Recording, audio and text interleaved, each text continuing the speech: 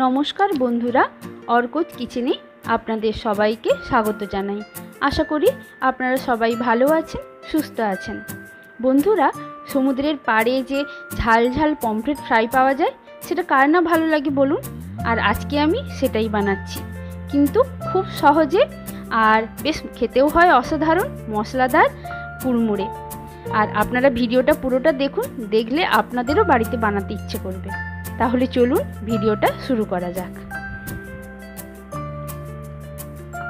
এখানে pomfret fry বানানোর জন্য আমি নিয়েছি 4টে পমফ্রেট, যেটা আগে থেকেই কেটে ধুয়ে পরিষ্কার করে রাখা। এবার প্রত্যেকটা মাছের গায়ে এভাবে কেটে নেব, যাতে নুন, হলুদ, মশলা এগুলোর ফ্লেভার ভালো করে এর ভেতরে ঢুকে যায়।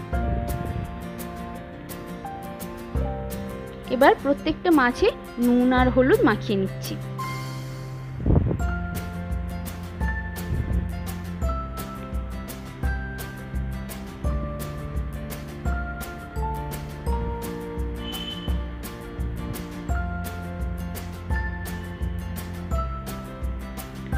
পমফ্রেটের গায়ে একটা গন্ধ থাকে, সেই গন্ধটা যাতে চলে যায় তার জন্য একটা লেবুর হাফটা দিয়ে দিলাম, দিয়ে সেটাও ভালো করে মাছের সাথে মাখিয়ে দিচ্ছি। এবার ম্যারিনেটের জন্য একটা মশলা রেডি করব।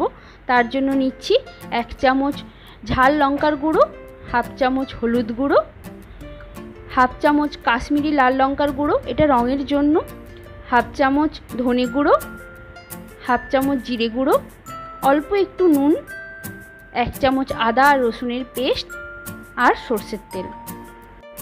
এবার দিচ্ছি আর একটু লেবুর রস। এখানে মশলাটা তো কষা হবে না, তাই মশলার কড়া ভাবটা যাতে চলে যায় সে কারণে এই লেবুর রসটা দিচ্ছি। তারপর সব কিছু ভালো করে মাখিয়ে নিচ্ছি।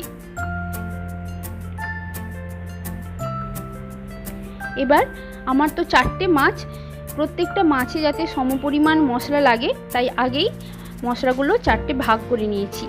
তারপর মশলাগুলো ভালো করে মাছের সাথে মাখিয়ে নিচ্ছি। আর এই কাটা জায়গাটায় ভালো করে মশলাটা মাখাতে হবে। দেখুন মাখানো হয়ে গেছে। এটা ম্যারিনেট করে রাখবো ঠিক আধ ঘন্টা।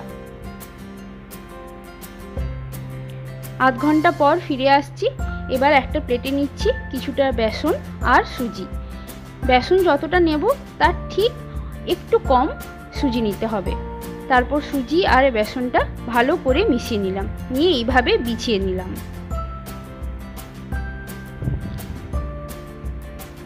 এবার একটা ফ্রাইং প্যানে দিচ্ছি কিছুটা সর্ষের তেল। তেলটা গরম হোক। এবার একটা করে মাছ নিয়ে খুব আলতো হাতে এই সুজি আর বেসনের মিশ্রণের মধ্যে দিয়ে দিলাম, দিয়ে ওপর থেকে বেসন আর সুজিটা ছড়িয়ে দিচ্ছি।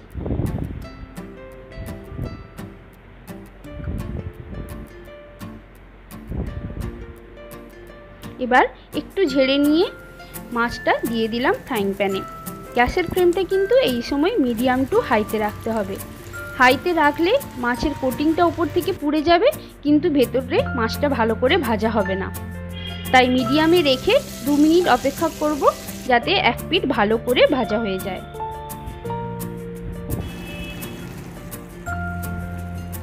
এইভাবে ওপর থেকে একটু তেল দিয়ে দিলাম, দিয়ে মাছটা উল্টে দিচ্ছি।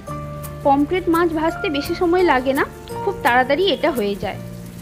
ওপর থেকে হালকা লাল রং ধরলেই এটা তুলে নেব।